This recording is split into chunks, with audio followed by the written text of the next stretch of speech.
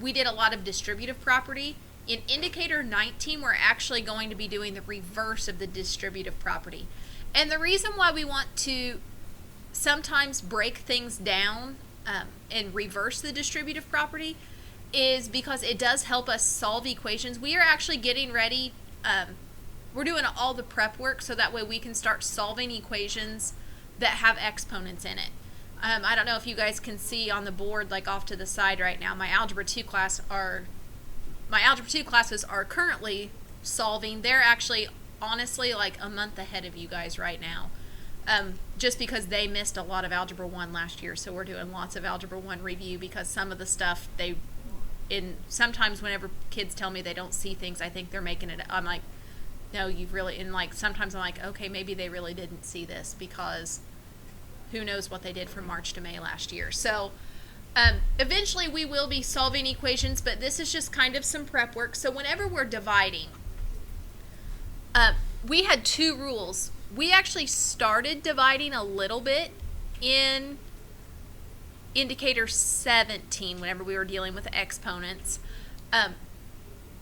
So the first thing that you guys do want to remember is that we always divide coefficients.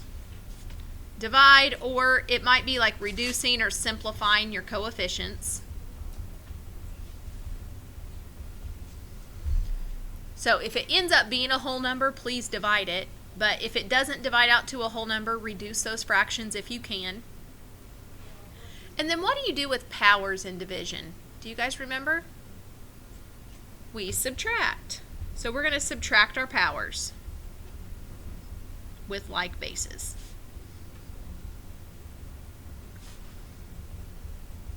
So subtract powers with like bases. So the only difference today, you have actually taken one term divided by another term. Today our numerator is going to have more than one term in it. So whenever you do that, you are going to take if you have 3 terms in the numerator, you are going to divide each one by the denominator.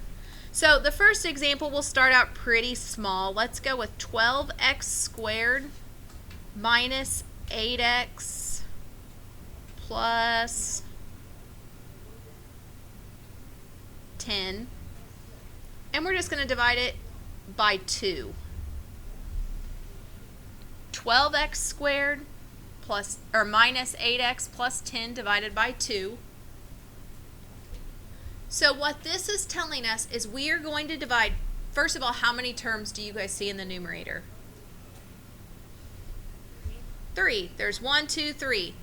Every single one of these terms is getting divided by 2. So we are going to divide all of these by 2. So divide each by 2. And then you just tell me what we get.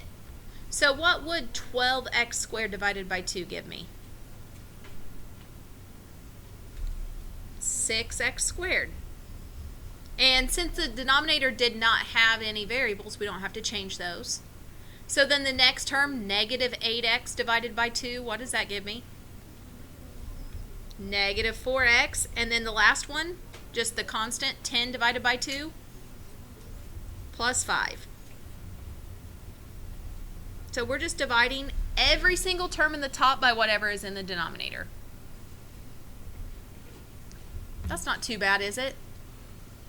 All right, let's step it up and add some more coefficients with it, or more variables.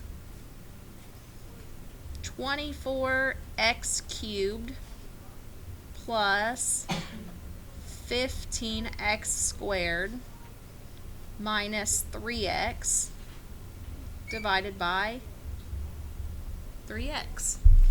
So we've got 24x cubed, 15x squared, and negative 3x on top. We are going to divide each one of these by 3x.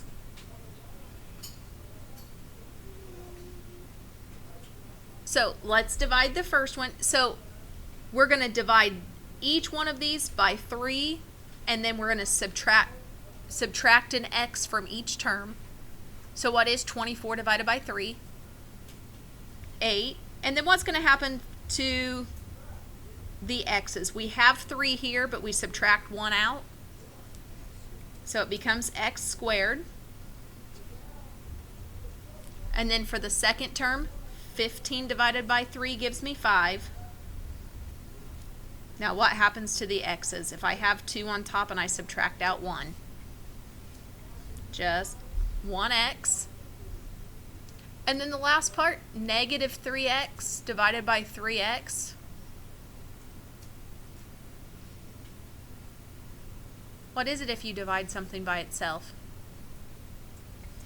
1. Now, in this case, it was a negative 3, so don't forget, it is a negative 1. Now, I want to let you guys know, I am totally okay with you guys going straight to the answer. Now, sometimes people need to see this broken up a little bit more. It is totally okay, because what this means, this big divide by fraction, tells you you're dividing each one of these by 3x. If somebody needs to, you could write these all separate and divide each one by 3x. So what I did is I took each one of these terms. You can write this where each one is divided by 3x and then simplify each one. So the first one here, the 24x cubed, goes with the 8x squared. The 15 goes with the 5x, and then anything divided by itself is 1. If you need to expand that out a little bit to see it, I'm totally okay with that. But if you are good to go straight to the answer, I'm also okay with that. All right, I want to give you guys one to try.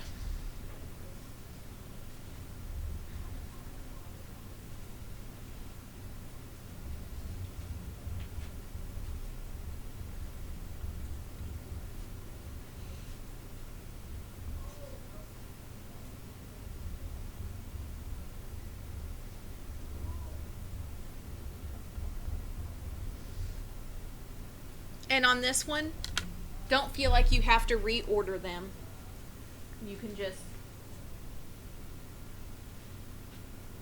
divide them in order. Whatever order it's given to you, you can leave it in that order.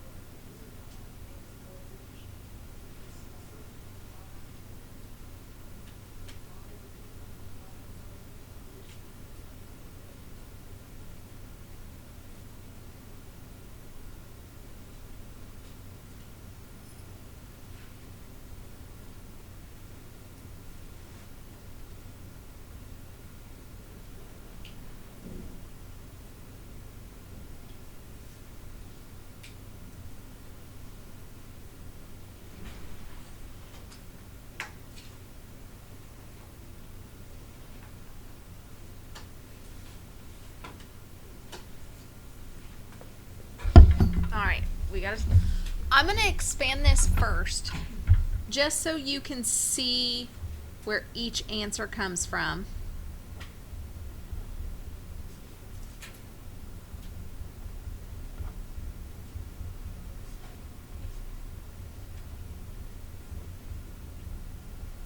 All right, so if we look at this first term, what's 18 divided by 9? 2. Now, what happens to x squared divided by x squared? Cancels each other out. So it should just be a whole number 2. Because when you subtract 2 minus 2, that gives you 0. There's no x's left. All right, now for the second part, 36 divided by 9 is 4. Now, what do you guys have for your exponent on this one? X squared. 4 minus 2 gives me 2. And last but not least, 81 divided by 9 is 9. And then what do you guys have for a variable there? 3 minus 2 gives me x to the first.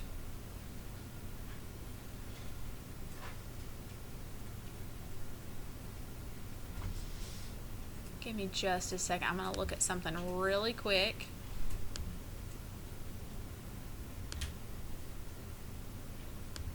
Want to make sure that you guys don't have ones with multiple variables in it. I don't believe you do.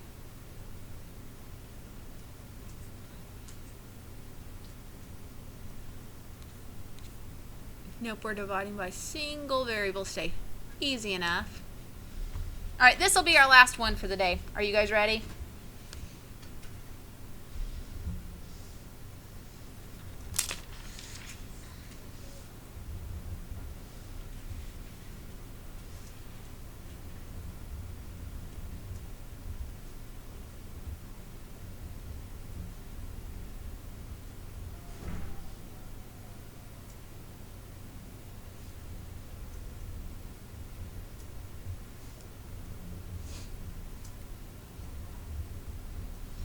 All right, so we got 45x to the 6th plus 30x to the 4th minus 25x cubed. Divide everything by 5x.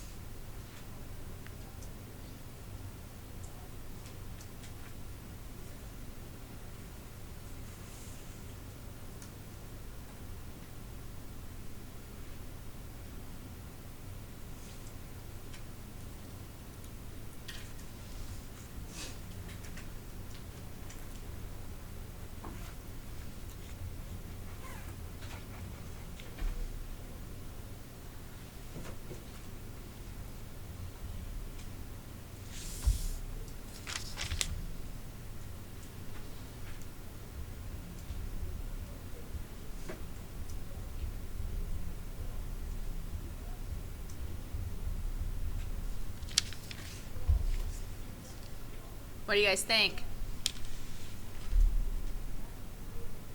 What do you guys think about 9x to the 5th? Do you guys agree or disagree with that term? All right, what about 6x cubed? Is 30 divided by 5 6? 4 minus 1 is 3 for the power. And then the last part, do you guys agree with negative 5x squared? All right, do you guys think that you can tackle this homework?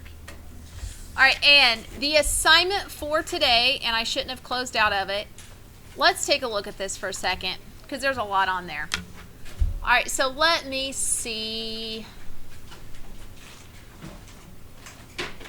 Your assignment has how many problems on it? 18. Just do the evens. You guys only have to do the evens today, so you only have to do that right-hand side. Don't mark out the left ones. We might revisit those tomorrow for a little bit.